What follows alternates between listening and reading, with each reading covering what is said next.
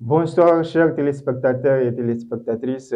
Bienvenue dans cette émission, votre émission intitulée Mon village C. Nous allons aujourd'hui, dans ce premier numéro, dans cette émission Mon village C, parler de la culture. Nous sommes sur ce plateau, dans cette émission, pour échanger aujourd'hui avec une personnalité de la région d'Ottawa que vous allez découvrir tout à l'heure. Je vais lui permettre de se présenter. Alors, bonsoir. Bonsoir, mon frère Kader. Mon nom, c'est Issa Soumana. Je suis entrepreneur culturel et businessman.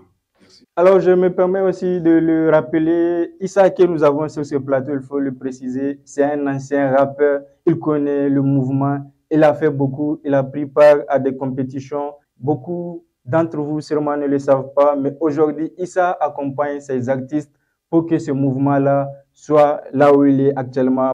Le mouvement Ottawa, il va comment? Masha'Allah, le mouvement Ottawa, je pense qu'il est tellement à son pic et dans toute l'histoire du rap, il n'a jamais été à un tel niveau. Parce qu'après tout ce que les aînés, les parents, mes connaissances ont pu mettre en place, aujourd'hui ça a payé. Nous sommes la capitale du rap nigérien et nous avons en plus le roi des rois de la musique urbaine au nom de notre frère El Mok.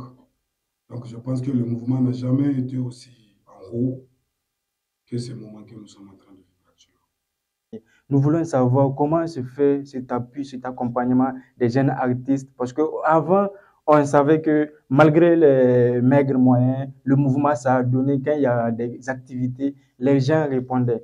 Mais malheureusement, aujourd'hui, on constate que de plus en plus, les gens sont en train de se retirer, ils sont réticents quand il y a des mouvements. Comment se fait l'accompagnement? Tu sais, mon ami, c'est-à-dire, nous sommes des spécialistes de copier-coller, c'est très important. Aujourd'hui, c'est bon qu'il y ait du buzz, c'est bon qu'il y ait du challenge, mais ça manque beaucoup de professionnalisme. Et oui, aujourd'hui, tout le monde est promoteur d'une activité culturelle. Tu vois un peu. Alors, c'est un peu ça. Et au fil du temps, c'est décourageant. Parce que quand tu as des réussites, chacun veut faire comme toi. Mais il faut rentrer dans ce que tu fais pour comprendre que c'est un peu difficile. Je ne dis pas que c'est un problème. Moi, je pense que c'est encourageant du fait qu'on en a beaucoup plus des entrepreneurs culturels. Je ne pense pas que les gens n'assistent pas. Les gens assistent. Mais ça dépend des stratégies, de l'idée et surtout de ce que tu as comme bagage intellectuel de l'événementiel pour pouvoir mobiliser et faire sortir les gens assister à l'événement. Les gens sont toujours là. Ça dépend vraiment de ta capacité d'organiser, de mobiliser. Et voilà quoi. Sinon, il y a toujours les gens qui sont là. Je me rappelle, tous les concerts qu'on a fait étaient réussis, sans exception. Et ça dépend réellement de qui organise et comment il organise. Et même ça, c'est avec le temps, j'espère qu'ils vont apprendre à chaque concert. Jusqu'à ce que tu fais ça et un jour, ça sera. Parce qu'aujourd'hui, notre musique, comme je le dis, elle est gérée, elle est soutenue par des frères, amis, parents, amis, de connaissances. Et un seul public du rap. C'est malheureux quand je vois les gens à Niamey se dire mes fans, mes fans. Personne n'a des fans. On a juste un public qui aime le rap et qui assiste au concert de tout le monde. Ouais. Je pense que mieux vaut essayer de venir s'asseoir pour essayer d'unir les jeunes autour de ce mouvement que de s'étaler pour dire mes fans, mes fans. Tous ceux qui sont à Niamey, tous ceux que tu vois au concert d'un tel, ils assistent au concert d'un tel. Aujourd'hui, on est en train de le perdre parce que même ces gens-là qui viennent au concert, on se retrouve dans un cas où on les retrouve chez eux pour les distribuer un concert. Par exemple, Didier de Ader TV peut soutenir les Nuflo à leur concert, il paie 100 tickets. Mais ça a des répercussions sur les artistes. Si Didier va prendre 100 tickets et distribuer gratuitement aux gens, le prochain concert de Nuflo, est-ce que les gens vont payer? Ils vont s'attendre à quoi? À ce que quelqu'un d'autre paye pour eux, en tout cas. Merci. Justement, parce qu'on a vu, c'est des gens aujourd'hui, surtout les sponsors, quand on part, il y a ceux qui partent vers ces gens-là, qui achètent les tickets et distribuent gratuitement aux gens. À Ottawa, on a mis fin à ça. Si tu vas donner 1 million, tu vas payer un ticket de 1 million. Si tu vas donner 10 000, tu vas payer un ticket de 500 ou 2 000 francs ou de 5 000 à 10 000. Le reste, c'est la contribution. On est en train de combattre ça vu le dégât qu'il a fait aujourd'hui à Niamey. C'est malheureux qu'on dit qu'il faut Abdou pour faire de la musique. C'est grave. C'est grave. Bon, heureusement, on n'est pas seul, on réfléchit beaucoup. Et notre plus grand problème, on remarque tout. On atteint un niveau où aucune région de ce pays n'a atteint ce niveau dans le domaine rapologique. C'est quel niveau, justement? Aujourd'hui, nous avons notre propre fonds. Qu'un artiste peut venir prendre, organiser un concert et le ramener. C'est-à-dire, pour nous, pour organiser un concert pour un artiste de Tawa, tu n'as pas besoin d'aller vers les autres. Voilà. Il y a la caisse qui est là. Notre caisse est là. Et l'argent là, tu peux le prendre. En tout cas, ça suffit pour organiser le concert. Et à la fin du concert, tu le ramènes. Est-ce qu'à la fin du concert, il y a un intérêt ou bien c'est ce que la personne a pris, on va déposer? L'intérêt du fait que nous sommes des musulmans. L'intérêt de péché surtout. Il faut éviter ça. En tout cas, on n'a pas de l'intérêt. C'est de l'argent donne encore. C'est le reliquat des choses qu'on a fait, qu'on a encore eu, qu'on a épargné après plusieurs réflexions pour que cet argent serve vraiment tout le monde à avoir plus d'activités culturelles. On voit au niveau de la région de Tawa, il y a plusieurs groupes de rap qui voient chaque fois le jour. Est-ce que ces gens-là arrivent en tout cas à satisfaire? Parce que le rap, il faut le dire, il faut aussi le savoir que c'est quelque chose qui est compliqué. Est-ce que ces gens-là, selon vous, parce que vous êtes aujourd'hui à la tête de ce mouvement à Tawa, ces gens-là remplissent les critères pour en tout cas évoluer dans le mouvement rapologique, pour faire ce que les anciens dans le temps ont fait pour la musique à Tawa? Waouh!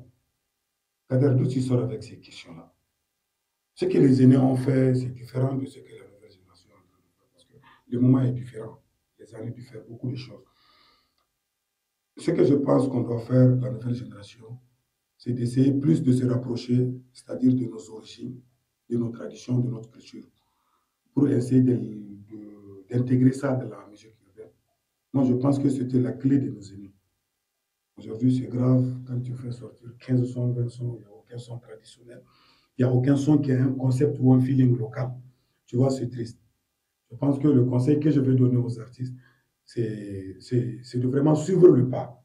Parce que tu ne peux pas être numéro un dans les imitations. Aujourd'hui, si notre musique a été imposante à l'échelle internationale, c'est parce que cette musique avait une identité propre à nous et que personne ne peut faire mieux que nous. Comme nous. Aujourd'hui, tu vois, l'afro-pop, c'est du Nigeria. Personne ne peut déloger les gens du Nigeria de l'afro-pop. Tu comprends? Voilà. Aujourd'hui, c'est ainsi de suite pour les Makossa, pour les Dombo, ainsi de suite. Il faut qu'on adopte quelque chose de chez nous dans cette musique. C'est en ce temps qu'on peut espérer que cette musique peut aller concurrencer jusqu'à voir même battre à l'échelle internationale. Et surtout, beaucoup de formations. On ne peut pas faire la musique sans formation. Et nous qui sommes là, ce n'est pas tout le temps qu'on donne les formations. Moi, généralement, les formations que je donne, c'est quand tu fais un son, et maintenant on peut venir à travers ce son, travailler, corriger. C'est les ajouts que j'amène dans ce son qui te serviront de formation et aussi aider aussi les autres qui sont après toi. Mais officiellement, la plus grande formation qu'on a eue, voilà, j'ai oublié l'année, je pense qu'on a les photos. C'est la formation qui a complètement changé la vision, la composition et surtout la tournure de la musique de la région de Tawa.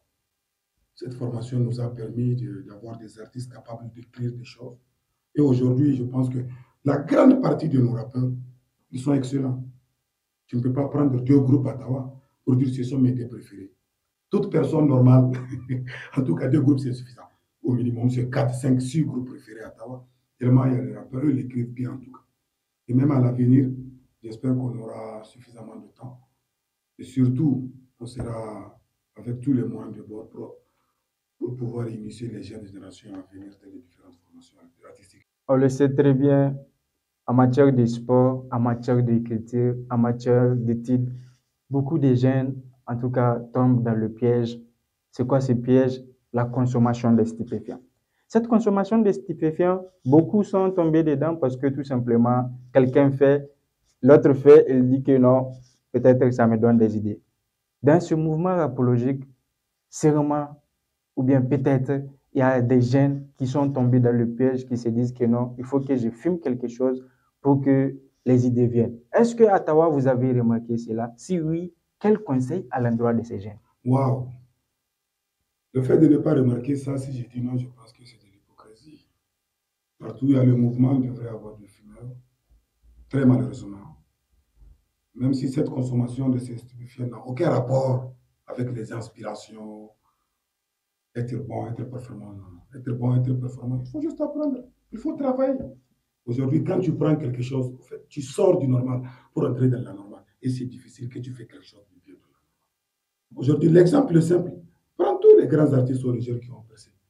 Parmi lequel parmi eux est en train de prendre des produits stupéfiants. Rester même dans le cadre musical du rap. Quand tu vois vraiment ceux qui imposent le respect dans ces mouvements, ceux qui gagnent le plus dedans, ce ne sont pas des gens qui se saoulent et qui filment des choses. C'est des gens qui savent qu'il faut se reposer pour avoir une inspiration. Il faut travailler et surtout travailler. En tout cas, l'appel que j'ai à lancer aux artistes, c'est de tout faire pour éviter cette consommation.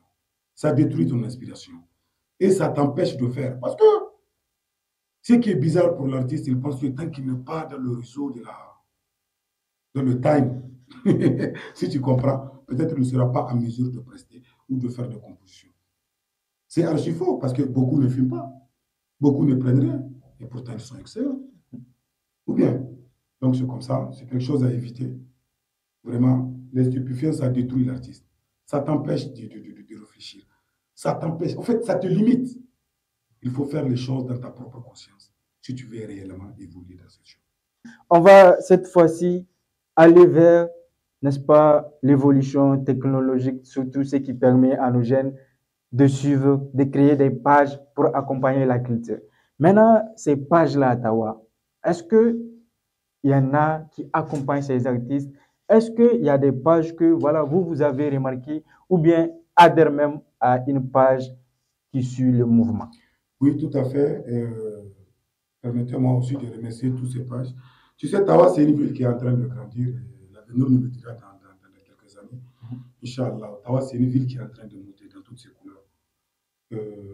D'abord, je remercie toutes ces pages qui accompagnent les artistes en partageant les choses et à créer des buzz autour de ces artistes. Mais ce qui me fait le plus mal, c'est quoi? C'est les copier-coller. Arrêtez de copier-coller les écrits des gens. Toi, tu vas aller sur Facebook, tu vois une autre page à publier quelque chose, tu prends ça, tu partages ça. On dirait que les gens de Tawa, ils ne voient pas ce que toi tu vois. C'est mauvais ça. Il faut créer des choses quand on est en mesure de faire ces choses. Aujourd'hui, c'est grave quand tu vois une page qui a des milliers d'abonnés et qui ne peut même pas avoir 13 j'aime par publication en 24 heures. Mais c'est malheureux. Il faut vraiment travailler en toute honnêteté. Évitons la facilité. Ça nous empêche de voler nettement et clairement. Parce qu'en tant qu'un administrateur d'une page, il faut avoir l'inspiration. Si tu n'as pas, tu donnes à quelqu'un. Mais tu ne peux pas faire une page où tu suis l'actualité, tu prends ce que les gens écrivent pour venir partager. Ce n'est pas bien. J'appelle à tous nos pages locaux, vraiment, une fois de plus, de se différencier. Parce que le mouvement rapologique n'a pas atteint ce niveau si on a imité les gens. C'est parce qu'on a travaillé plus que les gens. Aujourd'hui, ADR TV est là. Nous sommes dans une nouvelle émission. C'est parce que vous continuez à travailler. Ce n'est pas en cherchant à imiter quelqu'un. Franchement, ces pages-là, d'arrêter les copier-coller et de faire de l'originalité. Que chacun ait confiance en lui et qu'il s'exprime tout simplement. Merci beaucoup. Alors, quel est votre mot de fin de cette émission? Notre mot de fin, d'abord, ça va à l'endroit du gouvernement. Et très malheureusement, il n'y a aucun partenaire qui épaule les activités. Très malheureusement, il n'y en a aucun. Aujourd'hui, quand tu es promoteur, il faut être un fou comme nous pour comprendre. Non, je suis promoteur, mais je ne suis pas ton petit. Parce que ce que je suis venu chercher, c'est pour aussi te vendre quelque chose. Généralement, les boss du bureau, les boss des zones, c'est ceux qui gèrent les différentes institutions qui sont prêtes à accompagner. Quand tu viens chez eux, ils te prennent directement pour leur petit. Et à force vraiment de voir ça, on a arrêté de les fréquenter. Aujourd'hui, on est laissé à notre propre sort. Mais quand même, ça va. À Tawa, on a une petite organisation qui nous permet de nous aider, de nous entraider. Et que d'une manière ou d'une autre, aujourd'hui, cette télé même qui est là a toujours accompagné nos artistes. À 0 franc, ils se déplacent pour aller. Tu vois ce que je veux dire? Donc, c'est ça. Ce qu'on appelle vraiment que les artistes soient solidaires. Ce qui tue le mouvement, c'est la bouche. C'est les mauvaises personnes qui mettent des mauvaises choses dans la tête de ces gens. C'est ça qui est mauvais. Et ils doivent arrêter. Aujourd'hui, je suis artiste, tu es artiste. Nous sommes unis par la culture. Personne n'est ennemi de personne. Parce que si l'autre ne vit pas, l'autre ne chantera pas. L'autre, plus il travaille, plus toi aussi tu travailles. Donc, j'exhorte vraiment les artistes à aimer le rap, à comprendre le vrai sens de leur musique, de leur art, et à comprendre que c'est leur union, c'est leur solidarité, c'est leur consentement. On ne peut pas sauver ce mouvement, on ne peut pas aller encore avant. Et que chacun aide chacun. Et le beurre, ça se fait, mais le beurre se prépare. De faire tout ce qu'ils veulent, de continuer. Et surtout, à ne pas écouter les mauvaises personnes qui les mettent des choses dans la tête. Vraiment, d'écouter la musique, de respecter les rappeurs et de respecter les rappeurs qui rappent avec eux. Parce que sans l'existence de l'autre, l'autre ne pourra pas évoluer. Donc c'est important qu'il y ait beaucoup de rappeurs. Avant qu'ils soient là, il y avait eu des rappeurs. Ils vont tous laisser, il y aura encore des rappeurs. Mais quand même de respecter ce cadre, de l'entretenir pour que ceux qui viennent aussi puissent avoir plus de facilité que ceux qui sont là actuellement. Mesdames et messieurs, nous sommes à la fin de cette émission. En tout cas, nous vous remercions pour votre attention et nous vous invitons à rester pour la suite de nos programmes. À la semaine prochaine pour un nouveau numéro. Bye bye. Ciao.